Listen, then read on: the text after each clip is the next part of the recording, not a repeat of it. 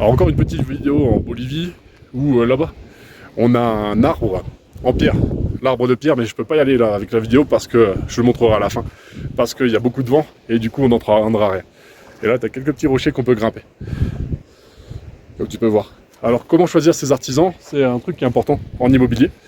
Bien choisir ses artisans déjà, c'est selon moi, s'y connaître en travaux. Je t'ai fait une vidéo là-dessus, il y a une autre vidéo ici il n'y a pas longtemps, aujourd'hui, et je te la posterai, tu pourras la regarder. Mais bien choisir ses artisans, c'est pouvoir communiquer avec eux, donc savoir de quoi ils parlent. Donc la première fois, pour mon premier bien, je me suis fait arnaquer sur un immeuble parce que l'artisan, quand il me parlait d'un parquet, de la sous-couche, etc., il voyait très bien que je savais même pas qu'il fallait mettre une sous-couche sur un parquet. Il voyait très bien que je savais même pas qu'il fallait mettre un réagréage pour que le sol, il soit pas... imagine, tu as un sol en dessous qui est pas lisse, qui est un peu déformé, qui est pas de niveau. Il va falloir faire un réagréage. Quand il voit que tu sais pas ce qu'il faut faire comme étape, il va t'arnaquer. Donc la plomberie, je savais même pas ce que c'était du PER, du multicouche, je savais rien, je savais pas ce que c'était une nourrice. La nourrice pour, pour par exemple ton arrivée d'eau froide, elle arrive sur ta nourrice, elle alimente donc ta nourrice d'eau froide et ensuite tu vas faire un tube d'eau froide pour la cuisine, un tube d'eau froide pour ta salle de bain. Et puis il y aura une nourrice d'eau chaude qui va faire un tube d'eau froide pour ta salle de bain, il y a un tube d'eau froide pour ta cuisine globalement, et puis tu vas avoir un tube avec l'eau chaude qui vient du cumulus et qui alimente la nourrice en eau chaude. Tout ça je savais rien. Donc quand tu sais un peu de comment ça se passe, c'est déjà plus facile. Quand tu sais que le placo faut des rails, il faut de l'isolant derrière, que ton isolant, en fonction de son épaisseur, il y aura un R, un coefficient qui permet de savoir si tu as un R. Moi je mets des isolants qui permettent d'être performants en énergétique. Je mets des R de 3,75 minimum. Si je dis pas de bêtises, je crois que c'est R de 3,75 pour de la laine en 12 je crois. Après je mets des R beaucoup plus épais, c'est pour ce qui est sous toiture, avec des laines de verre qui font 20 à 30 cm d'épaisseur. Toutes ces choses-là, si tu les connais pas, ça sera plus difficile de communiquer avec tes artisans. Donc déjà, apprends un petit peu, renseigne-toi sur les matériaux, va te renseigner dans les magasins de bricolage, fais des formations. Par exemple, ma formation électricité, ma formation sur la plomberie, pour apprendre les bases de plomberie, savoir comment se passent les évacuations en plomberie, comment on crée une division, quand on crée un appartement à partir de 2 appartements, comment on va créer une salle de bain, comment on va créer une cuisine, comment on va se débrouiller pour ramener les évacuations, les arrivées d'eau, etc. Comment on va faire. Tout ça, c'est des choses importantes. Créer l'électricité d'un appart, si tu sais comment ça se passe, c'est toujours plus facile de dire à ton artisan, je veux que tu me rajoutes une prise, tu sais que c'est que 3 fils, c'est plus facile. Donc déjà, pour communiquer, savoir les prises, c'est plus facile quand tu connais. Et parce que il va voir que ton plombier, si tu lui dis, non, moi je veux juste que tu me rajoutes un tube de sang pour créer un toilette, ça sera beaucoup plus facile de communiquer avec lui que si tu lui dis, je veux un toilette, mais que tu sais même pas comment on fait. Il va t'arnaquer plus facilement. Si tu sais que c'est juste un tube à mettre, tu sais que c'est pas grand chose. Si tu sais que tu as juste un tube de 40 à mettre pour ta cuisine, c'est pas grand chose. Tandis que si tu sais pas, c'est plus difficile de communiquer avec eux, d'avoir des prix corrects. Donc l'idée c'est de savoir, mais pour savoir, déjà faut-il commencer à acheter ton premier bien, à le faire rénover, etc. Donc sur ton premier bien, ne va pas forcément moins cher, parce que souvent le moins cher, c'est synonyme de je vais t'arnaquer parce que je te propose le devis le moins cher, puis finalement je termine jamais tes travaux, ça arrive souvent. Et puis ensuite, j'ai pas mal d'artisans avec qui je bosse, j'ai la chance de ne pas leur faire d'acompte. Mes plaquistes, je ne leur fais jamais d'acompte. Je paye le matériel, moi-même, je le livre sur le chantier, et ensuite, quand ils avancent au fur et à mesure, ils m'ont fait une bonne partie du raillage. Par exemple, s'ils me font 26 € le mètre carré de placo, je leur donne 10 € du mètre carré pour le raillage. Et ensuite, on calcule, quand ils m'ont fait pas mal de raillage, on calcule une partie. Ensuite, moi, je passe mes câbles électriques derrière.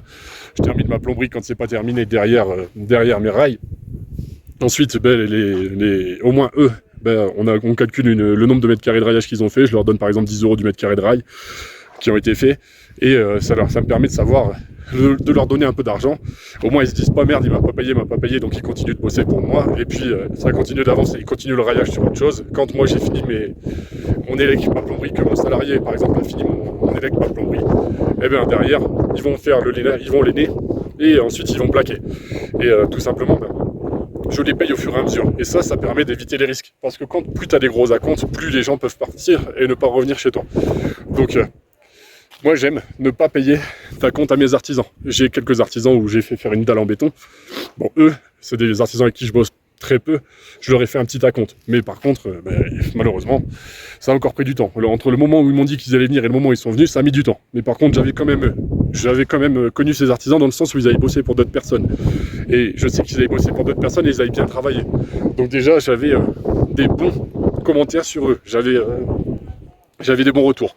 Avoir des bons retours, c'est hyper important. Quand je m'étais fait arnaquer, mon ex m'avait conseillé un électricien qui avait terminé mon élec.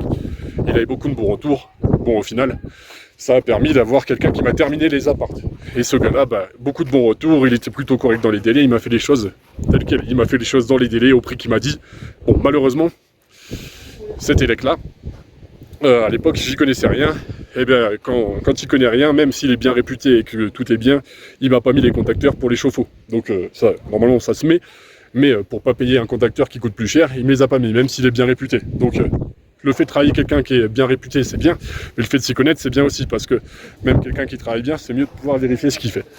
Donc tous mes petits conseils pour les travaux, pour les artisans. Et ensuite, faire des devis avec plusieurs artisans, parce que j'ai fait un devis pour une dalle auprès d'un artisan, un autre devis pour une dalle avec un autre artisan, et il y en a un qui me faisait la livraison de matériel, il me livrait tout, et me ramenait tout avec son camion, et il me déposait tout sur place, sachant que c'est une rue, on peut pas venir avec des gros camions faire livrer, avec des camions assez longs par les magasins, par les fournisseurs.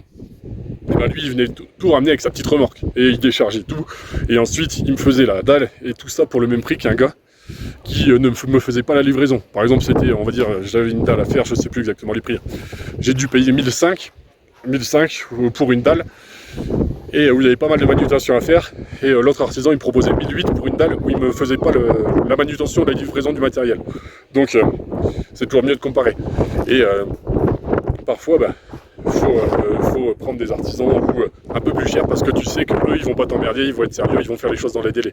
Parce que si ton artisan au final il vient jamais, tu vas pas louer, donc tu perds de l'argent. Si tu dois attendre que ton électricien, par exemple si tu fais bosser un électricien que tu fais pas toi-même, que ton électricien vienne pour terminer ton placo, ton plaquiste il va être bloqué, donc c'est emmerdant, donc faut faire attention.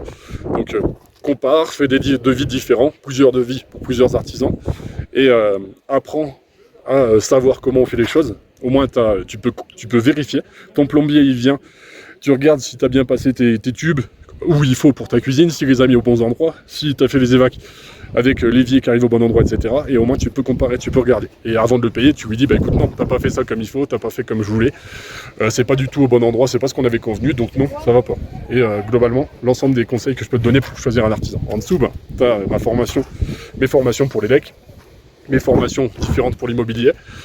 Tu as aussi mon guide pour bien acheter et pas mal de petits conseils. N'hésite pas à me demander des types de vidéos que tu voudrais avoir. Et globalement, pour mon patrimoine, j'ai entre 30 et 35 apparts en fonction du nombre d'appartements que la mairie m'autorise avec mes divisions. Prends soin de toi, je te souhaite le meilleur, c'est Flavien et à bientôt. N'hésite pas à t'abonner, mettre un j'aime. Et là, on est toujours en Bolivie et je vais te montrer l'arbre, comme je te disais. Tu vas plus m'entendre parce que c'est... il y a pas mal de gens.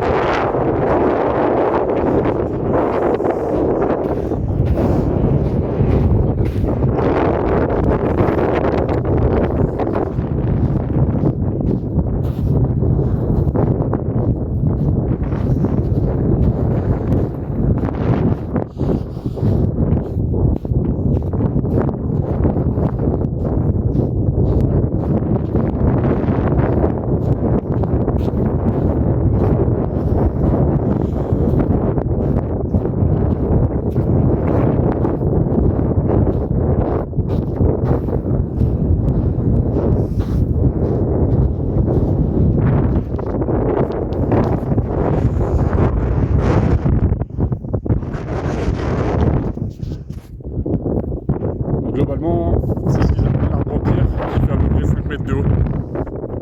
Il y a une petite affiche, mais je ne la trouve plus, donc je pourrais pas te la montrer. Voilà, prends soin de toi, et n'hésite pas à me dire ce que tu veux.